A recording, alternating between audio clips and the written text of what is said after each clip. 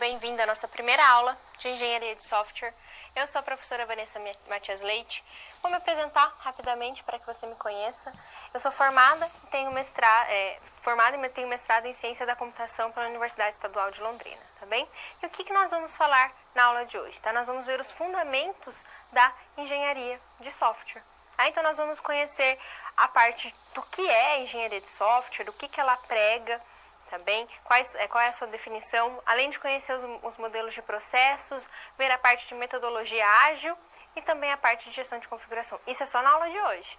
Na nossa matéria vai contemplar ainda a parte de auditoria, de melhorias de processo, tá bem? Então, é uma matéria essencial para a sua formação. E por que eu digo isso? Quando você estiver inserido no mercado de trabalho, você vai precisar das definições que a engenharia de software dá. Então, as diretrizes, você vai precisar conhecer o que é um processo, o que é uma metodologia ágil, entre outros conceitos. Então, ela vai dar um embasamento para que você consiga ali um bom emprego e saiba de tudo que a engenharia de software traz, e ela traz toda essa questão de melhoria e qualidade dos processos em gerais das empresas, tá bem? Muita gente não gosta da engenharia de software, é algo mais teórico, tá? A gente não tem implementação, mas já vou adiantando que ela é essencial, tá bem? Na nossa situação geradora de aprendizagem, que dá, então, a nossa situação problema, nós teremos a seguinte situação. Você é um engenheiro de software, está prestando consultorias para empresas. E essas empresas, então, vêm com um problema para você e você vai, então, mostrar quais são os problemas daquela empresa, além de apresentar soluções, tá bem? Então, essa vai ser a nossa situação geradora de aprendizagem.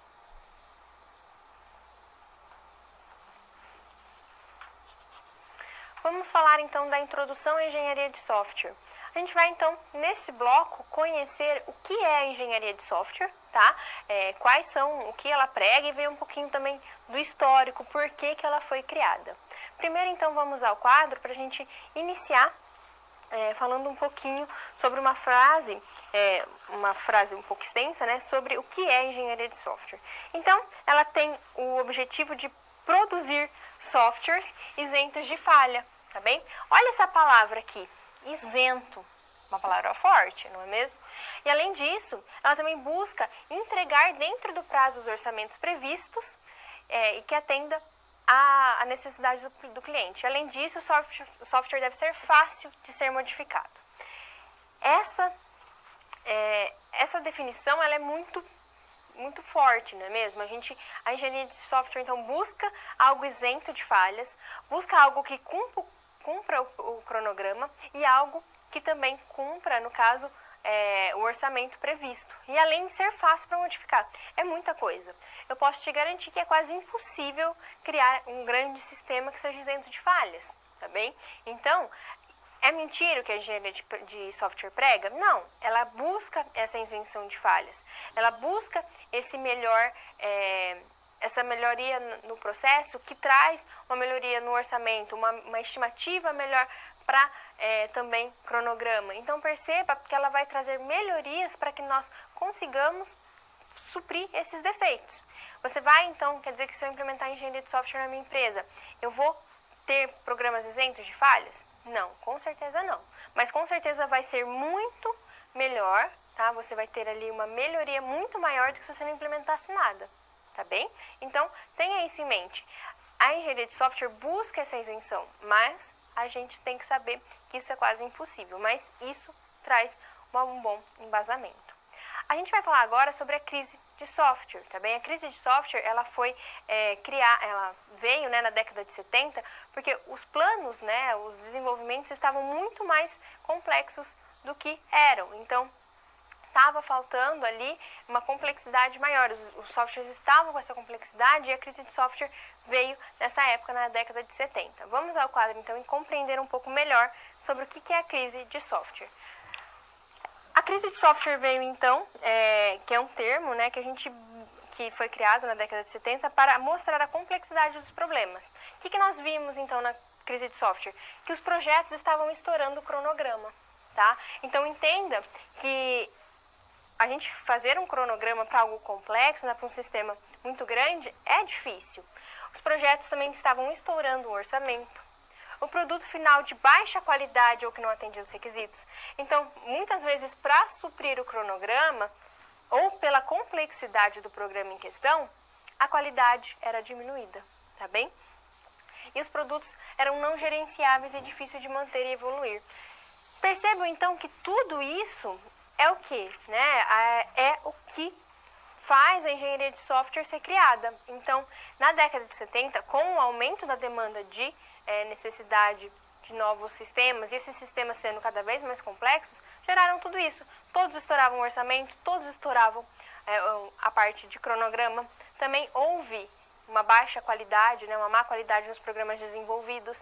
Então, tudo isso gerou a crise de software. E que com essa crise, eles tiveram que se movimentar e conseguir criar algo para fazer uma melhoria. E por isso que essa crise está relacionada com aquela frase do começo da nossa aula.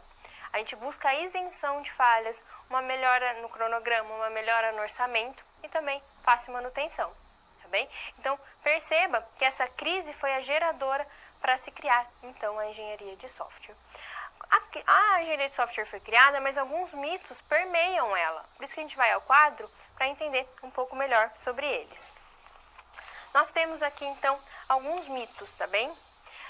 Um desses mitos diz que a existência de um manual de procedimentos e padrões é suficiente para produzir para produzir algo com qualidade. Quer dizer, então, que se eu tiver ali 5, 6 passos, eu vou conseguir com certeza que meu produto final vai ter qualidade. Isso é verdade? Não, isso é um mito, tá? Os processos, os modelos de referências ajudam a gente a ter um produto de qualidade, mas não é certeza, tá, que seguindo esse manual eu vou conseguir. Então, isso é um mito. Nós também temos um outro mito que diz que se o projeto estiver atrasado, sempre é possível adicionar mais programadores para cumprir o cronograma. Isso também acaba sendo um mito, tá? É muito raso a gente pensar que adicionando mais pessoas eu vou conseguir cumprir o prazo. Muitas vezes não. Muitas vezes você adiciona mais pessoas, você tem mais problema. É mais gente criando coisas novas, que depois para juntar tudo isso gera um problema. Então, essa questão de adicionar mais programadores para diminuir o prazo, para conseguir cumprir o prazo, não é verdade. Temos também que os requisitos mudam com frequência, mas sempre é possível acomodá-los, pois o software é flexível. Também não é verdade. É verdade que os requisitos mudam com frequência. No entanto, nem sempre nós conseguimos colocá-los ali no nosso sistema. Nem sempre o nosso software é flexível, tá? Ele tem limitações.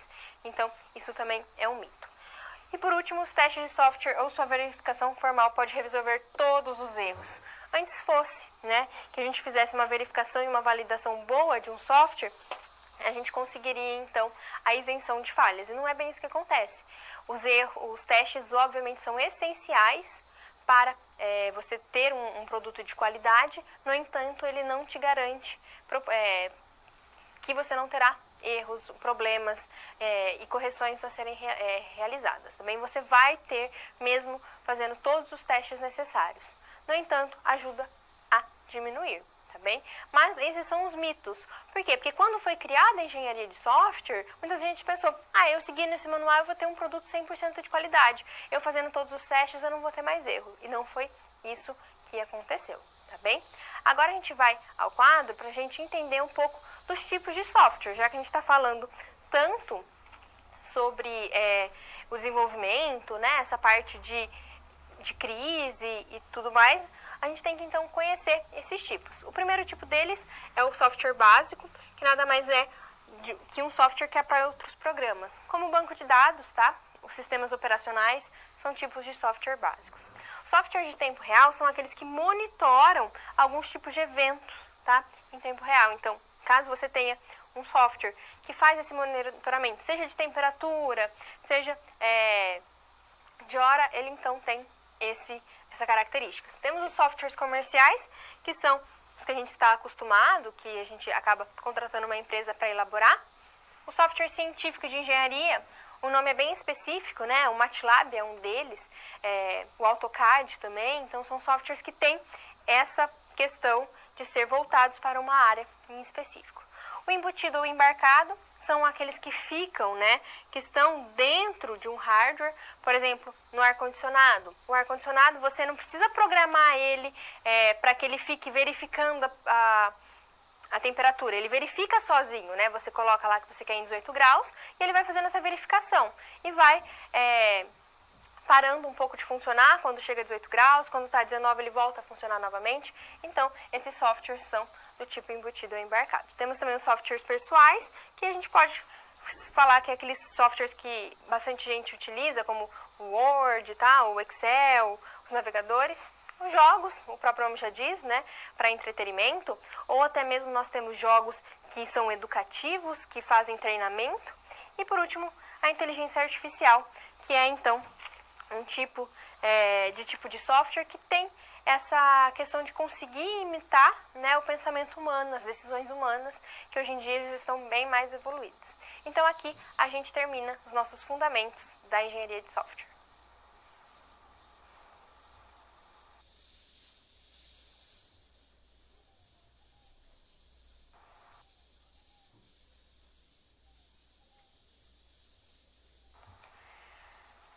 Nessa parte da nossa aula, nós vamos falar de modelos de processos, tá bem?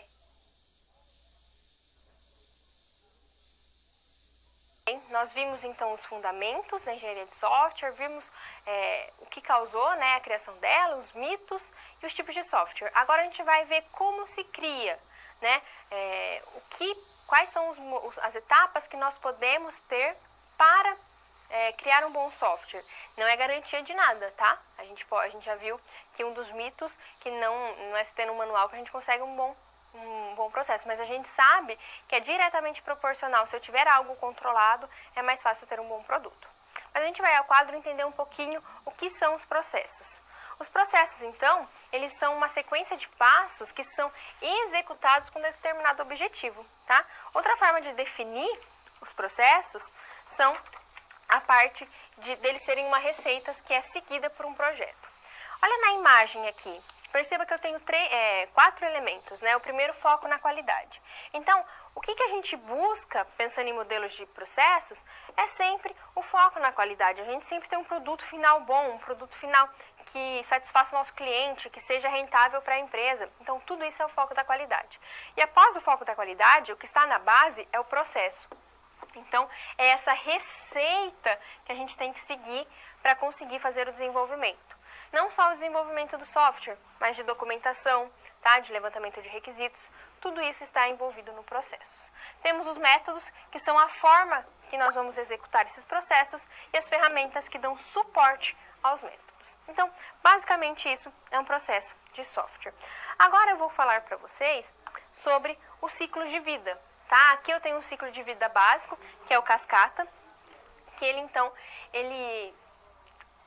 necessita, né, de algumas etapas. Todos os processos têm essa característica, eles têm as etapas, e essas etapas elas vão então seguindo uma certa ordem. No processo cascata nós temos a comunicação, o planejamento, a modelagem, a construção e a entrega. O que cada uma delas diz, né? Na comunicação nós vamos começar a levantar os requisitos. Então, é aqui que você vai lá no seu cliente, vai perguntar o que ele quer, como ele quer, é na parte de comunicação. Após eu terminar toda a minha parte de documentação, eu vou para o meu planejamento. Então, é aqui que eu vou fazer o cronograma, as estimativas, muitas vezes já o orçamento, é nessa parte. Depois que eu terminar todo o meu planejamento, eu vou para a minha modelagem. É aqui que eu vou fazer o meu UML, é aqui que eu vou fazer toda a minha análise.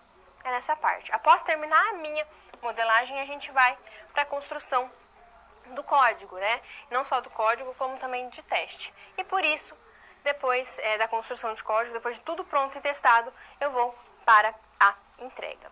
O que a gente tem olhando este ciclo de vida, né? Esse modelo de processo? É um modelo de processo muito básico, tá? E reparem que para eu partir para uma próxima fase, eu tenho que ter a outra totalmente concluída, porque eu necessito dela. E no final do nosso processo, eu vou entregar o projeto inteiro, eu não vou entregar partes. Isso não é muito utilizado, tá? Apesar de ser o ciclo de vida clássico, que a gente chama que é o cascata, ele não é tão utilizado, visto que ele engessa muito a empresa, né? A empresa tem que fazer todo o levantamento de requisitos, toda a modelagem, e muitas vezes em grandes sistemas isso não pode ser bem gerenciado, tá bem? Então, é um modelo de ciclo de vida, mas não é tão utilizado. A gente vai ao quadro, pois eu trouxe o modelo cascata em outro desenho que a gente acompanha mais nos livros, né? Essa cascatinha mesmo, por isso que ele tem esse nome.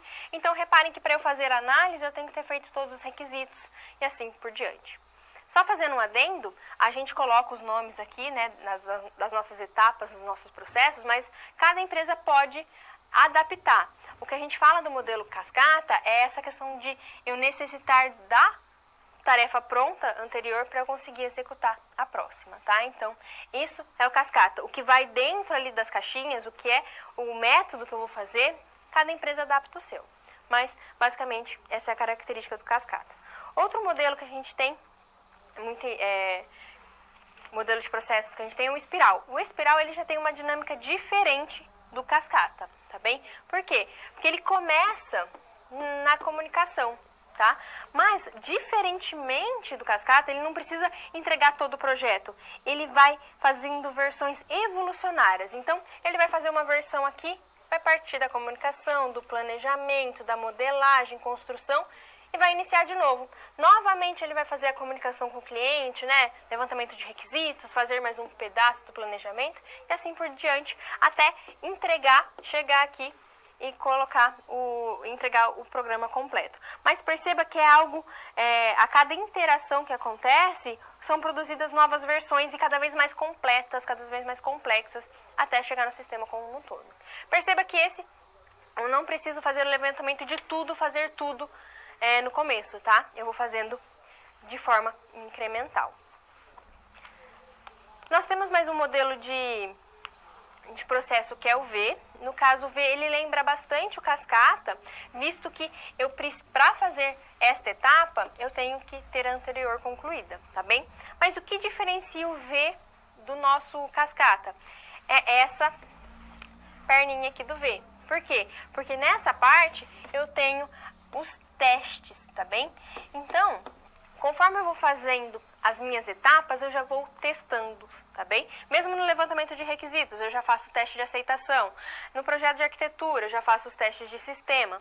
Então, perceba que eu tenho todos esses testes, toda essa garantia de qualidade sendo implementada. Mas, as tarefas têm que ser todas realizadas. Eu preciso fazer todo o levantamento de requisitos, todo o projeto de arquitetura, toda a codificação de uma vez, tá? Eu não posso fazer incremental. A única coisa que diferencia são os testes. E por último, nós temos o modelo incremental, que é um modelo que ele foi pensado, né, através do cascata. Por quê? Porque reparem aqui, ó, cada incremento desse é um processo cascata. Então, no incremento 1, eu tenho que fazer a comunicação, o planejamento, a modelagem, a construção e a disponibilização. No incremento 2, a mesma coisa. E no N, a mesma coisa. Então, perceba que eu vou juntar esse fluxo de processo linear, né, que é o cascata, juntamente com o paralelo. Por quê? Porque no incremental, eu divido, né, como eu faço também no espiral, eu divido o meu programa em vários incrementos e vou modificando, tá? O espiral, ele faz esse desenvolvimento. Já o incremental, não. O incremental, ele vai fazendo versões meio que paralelamente. No espiral, a gente vai fazendo uma de cada vez, até, né, chegar no programa completo. Então, essa foi a nossa parte de processos. E o que eu quero que você entenda? Existe um melhor processo? O espiral é melhor que o cascata? Não necessariamente, tá bem? Muitas vezes a empresa tem esse costume de fazer todo o levantamento de requisitos, toda a modelagem, toda a codificação. Então, para ela, o cascata talvez seja a melhor solução.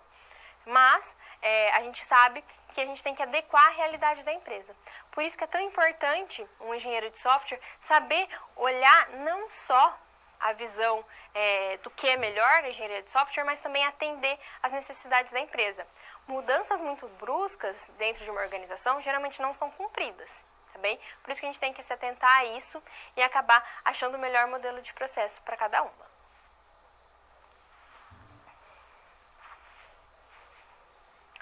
vamos tratar agora de metodologia ágil, tá bem? A metodologia ágil, ela vai um pouco contra essa parte dos modelos de processos. Ela vem para trazer agilidade ao desenvolvimento de software ou também ao gerenciamento de projetos. Então, a gente vai sair dessa parte de etapas e ser um pouco mais ágil. Mas para isso a gente vai ao quadro porque eu vou relembrar um pouco com você de algumas características do modelo tradicional. Aqui eu trouxe o cascata, mas poderia ser o V, poderia ser o incremental. O que a metodologia tradicional traz? Ela traz, então, algo engessado. Nós temos etapas e sequências bem definidas. Perceba que eu tenho que fazer o requisito para depois fazer o processo. É uma sequência, são etapas bem definidas. Já a metodologia ágil, não. A metodologia ágil, ela vem como um incremento e ela é muito interativa. A metodologia ágil, ela foi criada após um manifesto ágil ser criado, tá bem? E o que esse manifesto ágil ele declarava, né? Ele declarava que os clientes eles devem estar sempre a par do que está acontecendo, tá bem? Pessoas são mais importantes que processos, então muitas vezes é melhor você atender a pessoa, né? Atender o cliente do que seguir um processo bem estabelecido. Ele também diz que muitas vezes você ter um software funcionando é melhor do que ter uma documentação perfeita. Então, dar mais preferência ao software do que à documentação. Não que a documentação vai ser deixada de lado, mas às vezes não gastar tanto tempo com isso, tá bem?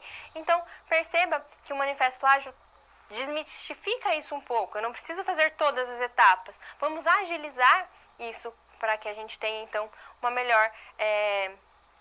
melhor metodologia.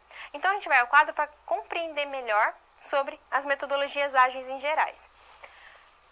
O que ela prega, então? Um planejamento incremental e muito interativo. O que nós tínhamos no nosso modelo? Não era incremental, era linear, né? Eu tinha uma linearidade ali das etapas e de como elas funcionavam. Nós vamos dar menos ênfase nas definições das atividades e mais ênfase nos fatores humanos de desenvolvimento. Perceba, então, que a gente vai deixar de seguir tantos processos, tá? E vai conseguir ali pegar mais essa parte do indivíduo e da interpretação dele, ao invés do processo como um todo. Os processos ágeis, eles se adequam a mudanças, tá bem? Perceba que quando eu tenho essa agilidade, né, como eu tenho essa questão da ser maleável, eu consigo introduzir uma mudança que é necessária no começo, né? Ali no requisito, depois que eu levantei os requisitos, eu vi que estava errado, eu volto e faço essa modificação. Dentro de um processo, se você for segui-lo à risca, isso não é possível. E uma das premissas mais importantes da metodologia ágil é mais envolvimento dos clientes, tá bem? Então, os clientes vão estar a par de quase todas as nossas situações.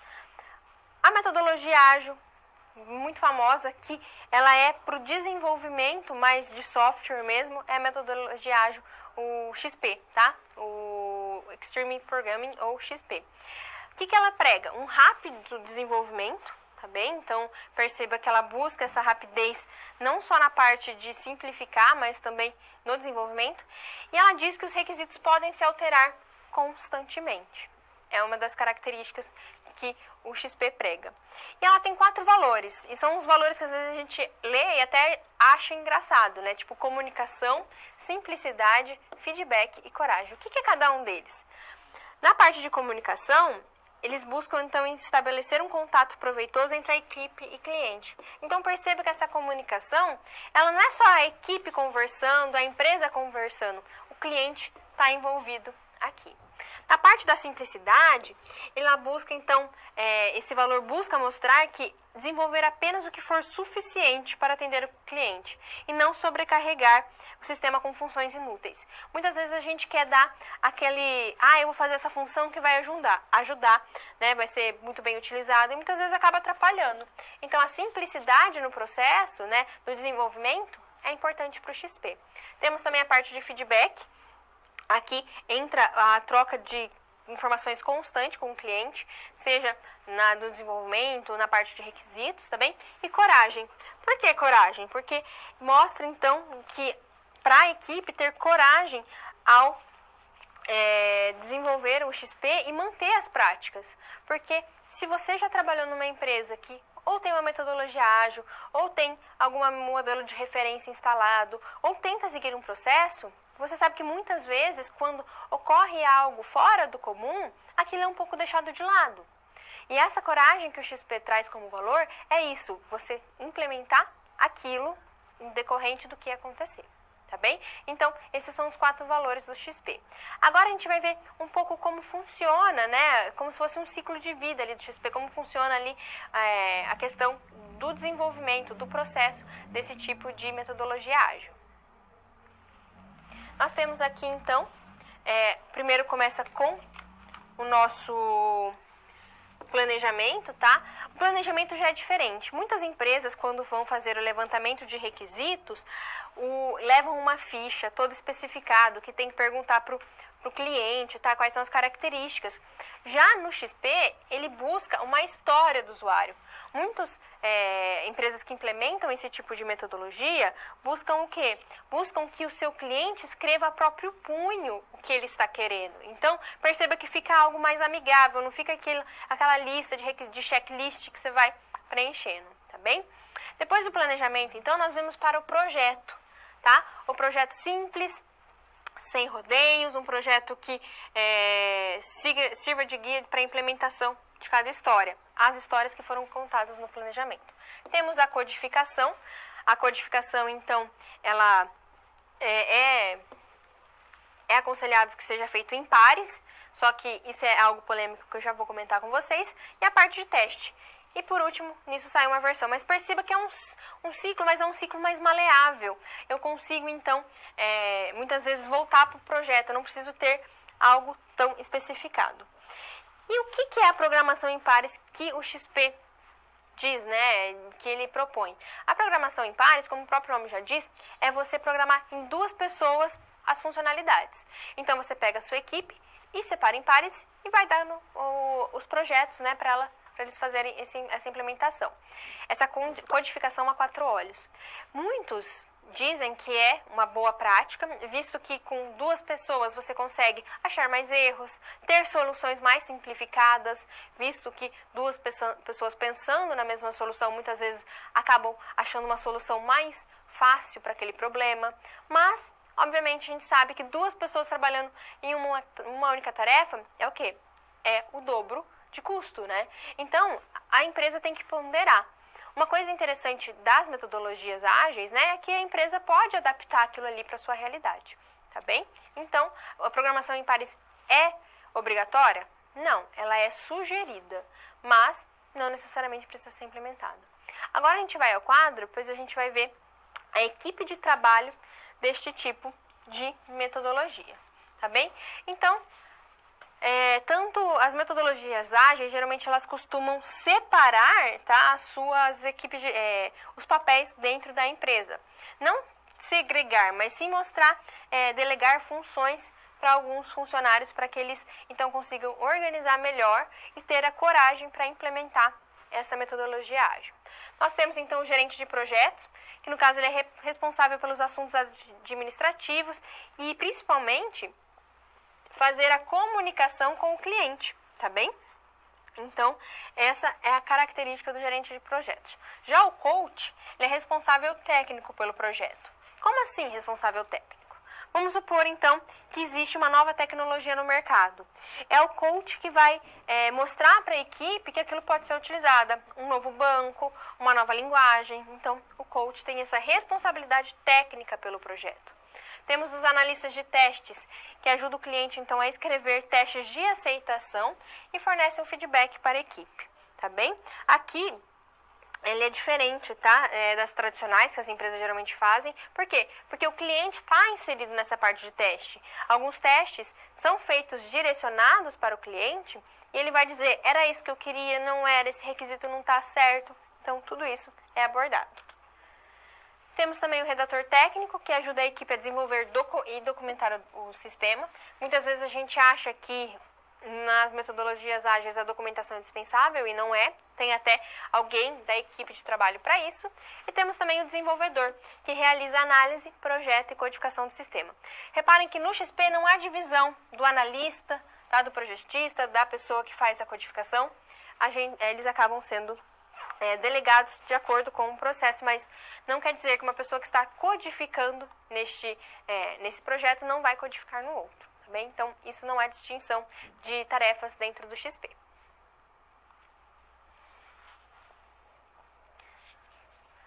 Vamos então para a nossa primeira situação problema. Neste caso, a gente vai apresentar algumas soluções para uma empresa que não possui nenhum tipo de processo, nenhum tipo de qualidade, nenhum tipo de organização dentro do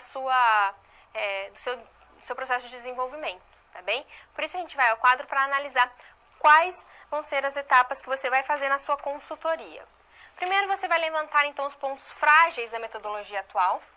Você vai planejar a introdução de práticas XPs relacionadas aos princípios da comunicação e feedback e adotar práticas contínuas de aprimoramento, modelo e de encantamento dos novos clientes. Vamos supor que você chega realmente numa empresa e essa empresa quer melhorar os seus processos, né? O que ela precisa fazer? Você deve pensar comigo, se a empresa não faz nada, se ela já começa codificando, se ela mal pega o requisito e nem faz a modelagem, às vezes implementar um modelo de ciclo de vida cascata vai acabar com a estrutura que a empresa já tem e vai ser muito difícil a sua adaptação.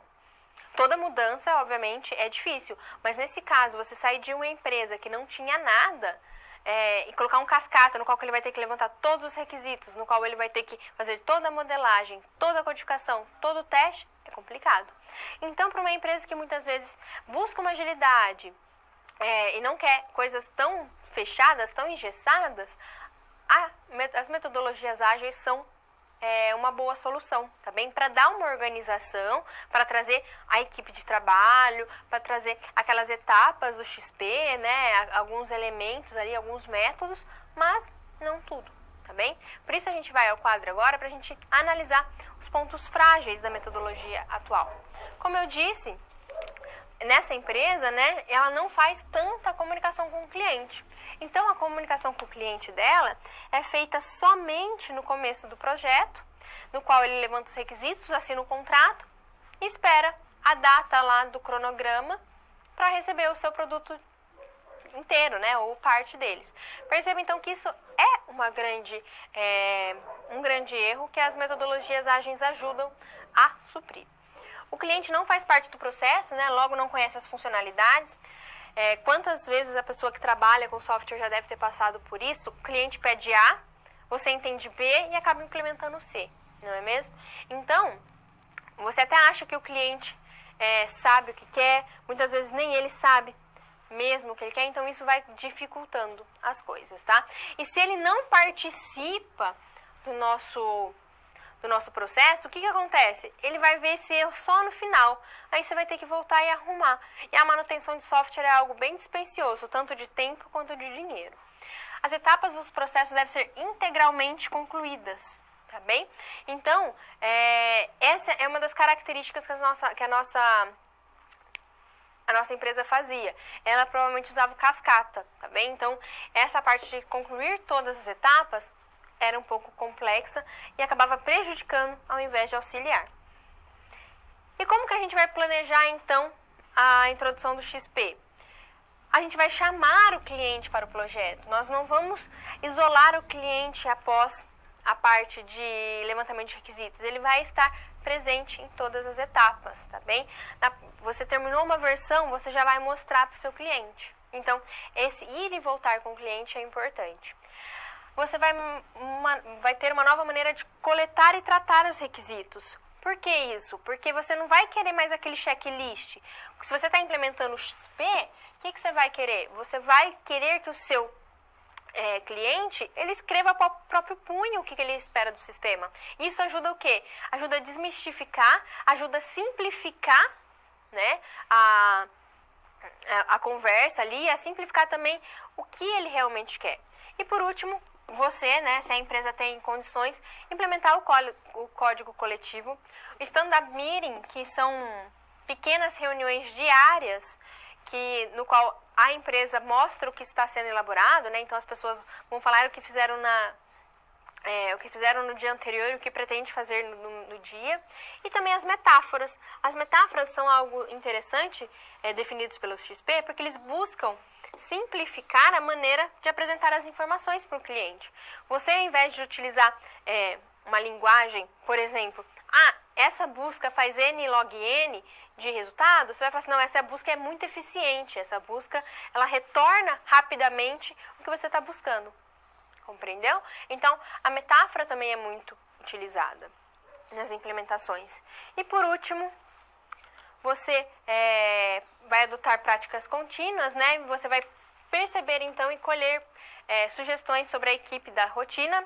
Isso está feito naquelas reuniões diárias, tá? As reuniões diárias são algo que as metodologias ágeis trazem, que são muito importantes. E o treinamento de novos desenvolvedores que venham ingressar na instituição, tá bem?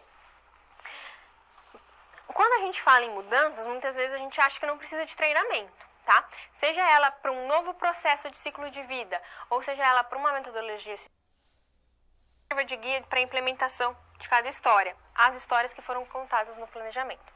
Temos a codificação. A codificação, então, ela é aconselhável que seja feito em pares, só que isso é algo polêmico que eu já vou comentar com vocês, e a parte de teste. E por último, nisso sai uma versão, mas perceba que é um ciclo, mas é um ciclo mais maleável. Eu consigo, então, muitas vezes voltar para o projeto, eu não preciso ter algo tão especificado. E o que é a programação em pares que o XP diz, né, que ele propõe?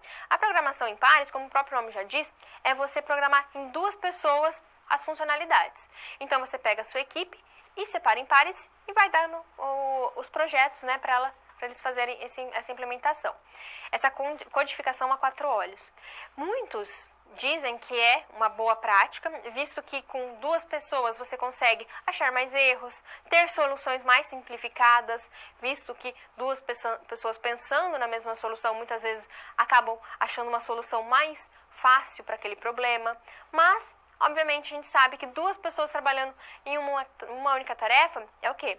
É o dobro de custo, né? Então, a empresa tem que ponderar. Uma coisa interessante das metodologias ágeis, né, é que a empresa pode adaptar aquilo ali para a sua realidade, tá bem? Então, a programação em pares é obrigatória? Não, ela é sugerida, mas não necessariamente precisa ser implementada. Agora a gente vai ao quadro, pois a gente vai ver a equipe de trabalho deste tipo de metodologia, tá bem? Então, tanto as metodologias ágeis, geralmente elas costumam separar, tá, as suas equipes, os papéis dentro da empresa.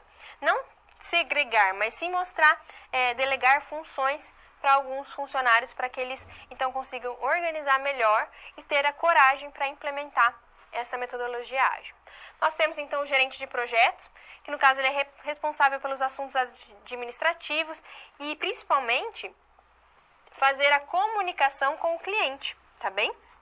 Então, essa é a característica do gerente de projetos. Já o coach, ele é responsável técnico pelo projeto. Como assim responsável técnico? Vamos supor, então, que existe uma nova tecnologia no mercado. É o coach que vai mostrar para a equipe que aquilo pode ser utilizado. Um novo banco, uma nova linguagem. Então, o coach tem essa responsabilidade técnica pelo projeto. Temos os analistas de testes, que ajudam o cliente, então, a escrever testes de aceitação e fornecem um feedback para a equipe, tá bem? Aqui, ele é diferente, tá? Das tradicionais que as empresas geralmente fazem. Por quê? Porque o cliente está inserido nessa parte de teste. Alguns testes são feitos direcionados para o cliente e ele vai dizer, era isso que eu queria, não era, esse requisito não está certo. Então, tudo isso é abordado. Temos também o redator técnico, que ajuda a equipe a desenvolver e documentar o sistema. Muitas vezes a gente acha que nas metodologias ágeis a documentação é dispensável e não é. Tem até alguém da equipe de trabalho para isso. E temos também o desenvolvedor, que realiza análise, projeto e codificação do sistema. Reparem que no XP não há divisão do analista, tá, do projetista, da pessoa que faz a codificação. Eles acabam sendo delegados de acordo com o processo, mas não quer dizer que uma pessoa que está codificando nesse projeto não vai codificar no outro, tá bem? Então, isso não é distinção de tarefas dentro do XP.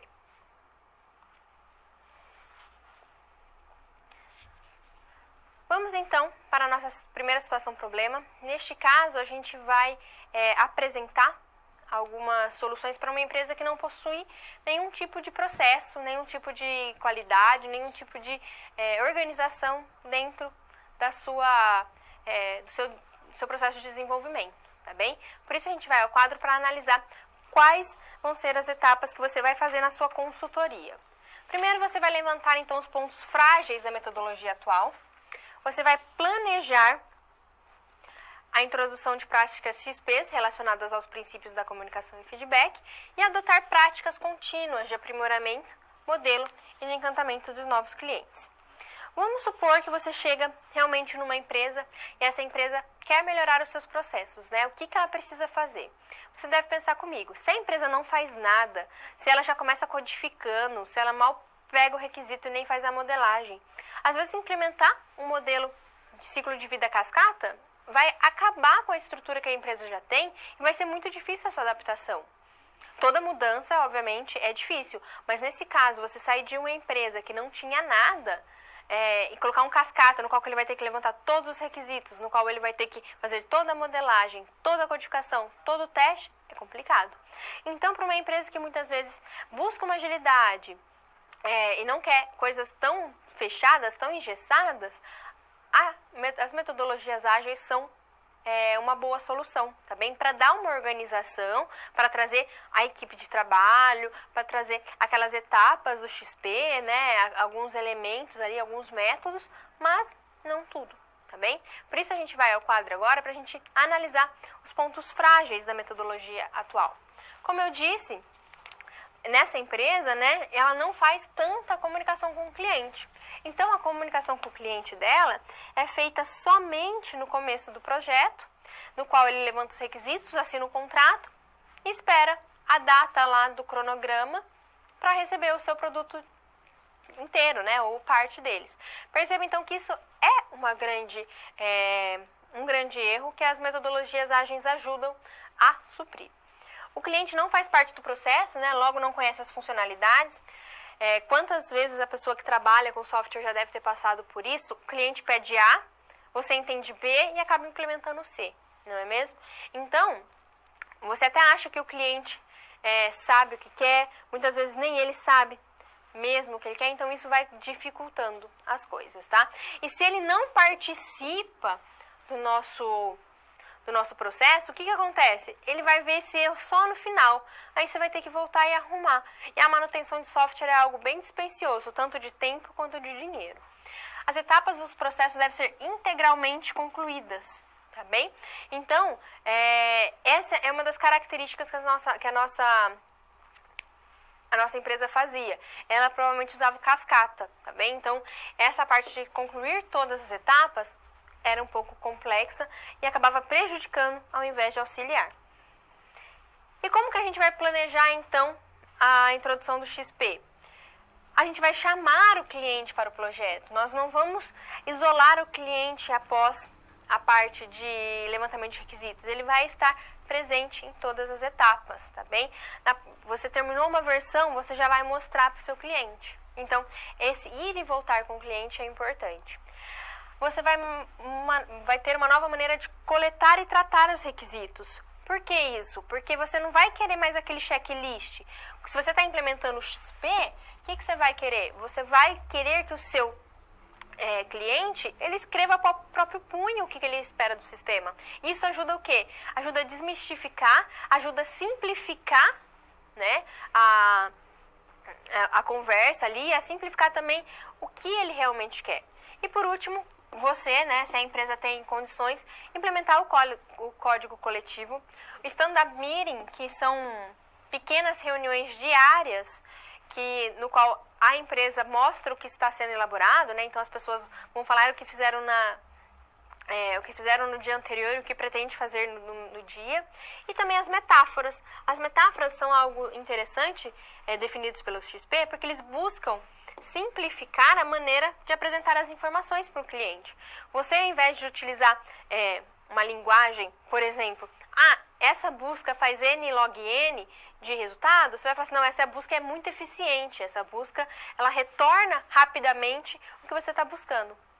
compreendeu? Então, a metáfora também é muito utilizada nas implementações.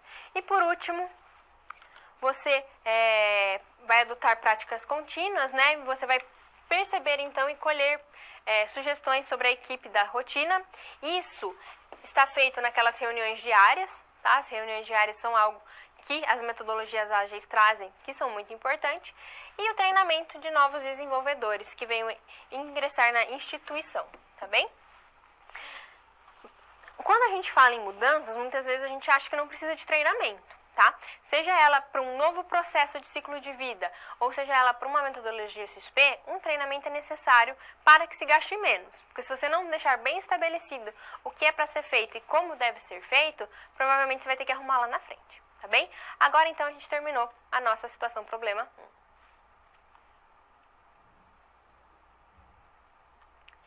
Eu vou deixar um momento para dúvidas, tá bem? Além de dúvidas, caso tenha ficado algo do que a gente viu ao decorrer da aula, eu peço também que se você tiver alguma experiência numa empresa que tem algum processo muito bem definido, que tem algum ciclo de vida que eu apresentei, ou até mesmo a metodologia ágil, mande pra gente discutir. Vai ser uma troca muito legal de informações, tá bem? Daqui a pouco eu volto então pra gente continuar a nossa aula.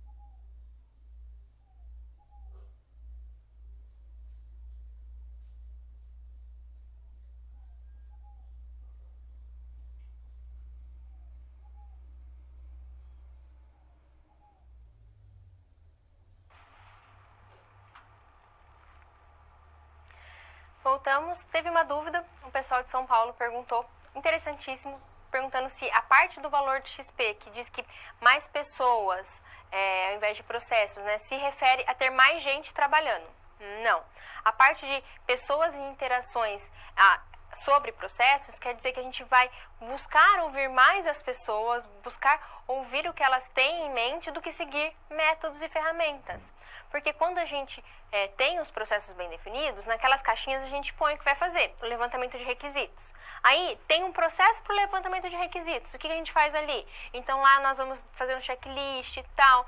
A parte do XP com pessoas é diferente, a gente não vai seguir todo esse protocolo, a gente vai mais ouvir a pessoa, ver o que ela tem que fazer para falar, né, para contribuir com o processo, com o projeto em si, e não mais gente trabalhando. Também espero que tenha ficado claro. Muito obrigada pela sua participação. Caso não tenha ficado claro, envia de novo que na próxima interação que a gente tiver, eu respondo novamente, tá bem? Mas vamos continuar falando sobre uma nova metodologia ágil, tá? A Scrum.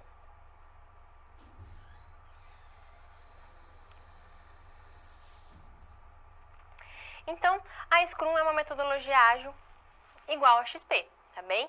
Então, essa metodologia ágil busca trazer menos formalidade, né, uma formalidade no caso de engessar o processo e trazer mais práticas que vão trazer então uma melhoria ali para a empresa na questão de desenvolvimento. A diferença do XP com o Scrum é que o XP ele é voltado para desenvolvimento basicamente.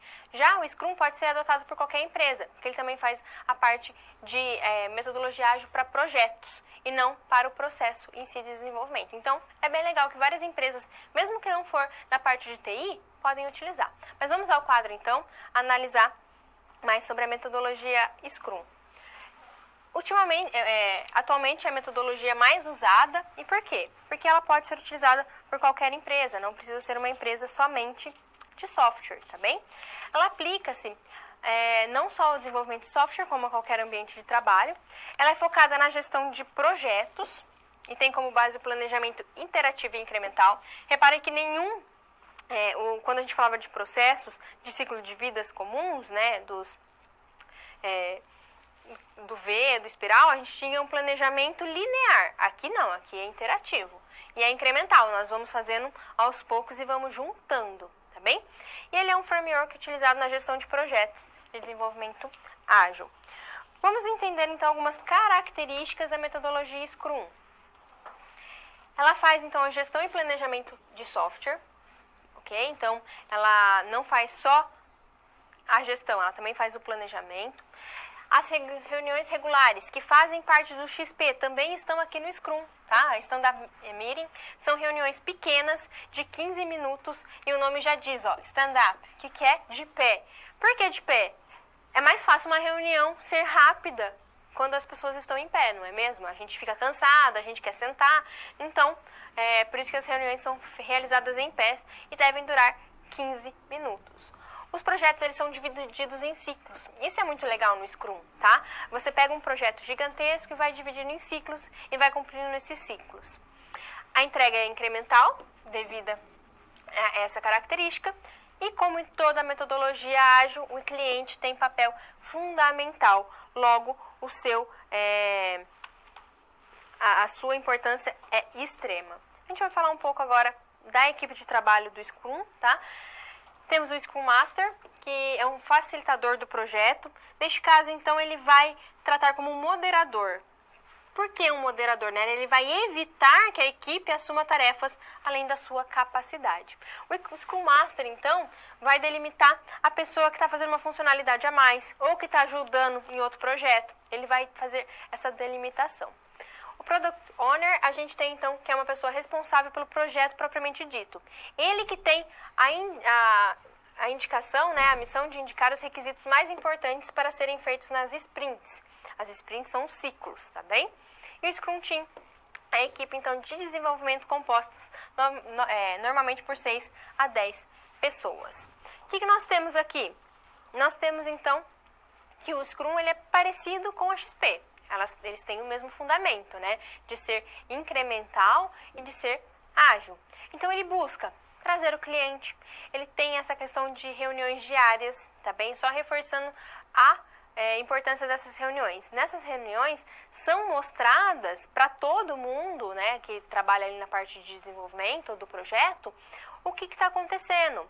O que foi feito no dia anterior, o que se pretende fazer hoje, qual foi a dificuldade encontrada, se evoluiu, se não evoluiu, tá bem? Então perceba que por mais que seja rápida, porque obviamente dentro de uma empresa a gente sabe que tempo é dinheiro, ela tem uma significância muito importante, porque ela vai fazer que todo mundo fique a par do que esteja acontecendo. Tá bem? Então, todas essas características são do Scrum. E perceba que no Scrum a gente também tem essa questão de delimitar o que a pessoa está fazendo. Ela também busca que você faça o essencial, não faça funcionalidades extras que podem somente sobrecarregar o programa. Às vezes o cliente nem está querendo aquilo. Então, tudo isso é importante.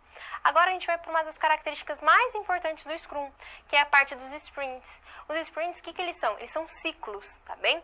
E são nesses ciclos que são feitos a parte do projeto.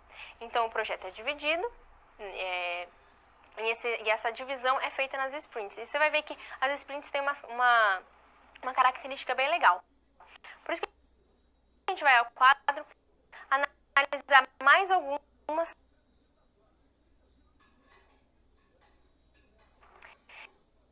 Então, a Scrum é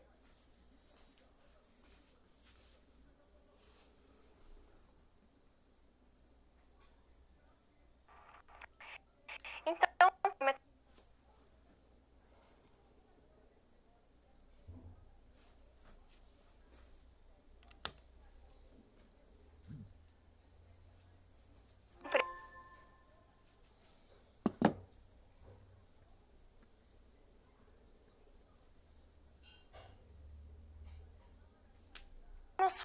formalidade, né, uma formalidade no caso de engessar o processo e trazer mais práticas que vão trazer então uma melhoria ali para a empresa na questão de desenvolvimento. A diferença do XP com o Scrum é que o XP ele é voltado para desenvolvimento basicamente. Já o Scrum pode ser adotado por qualquer empresa, porque ele também faz a parte de metodologia ágil para projetos e não para o processo em si de desenvolvimento. Então, é bem legal que várias empresas, mesmo que não for da parte de TI, podem utilizar. Mas vamos ao quadro então, analisar mais sobre a metodologia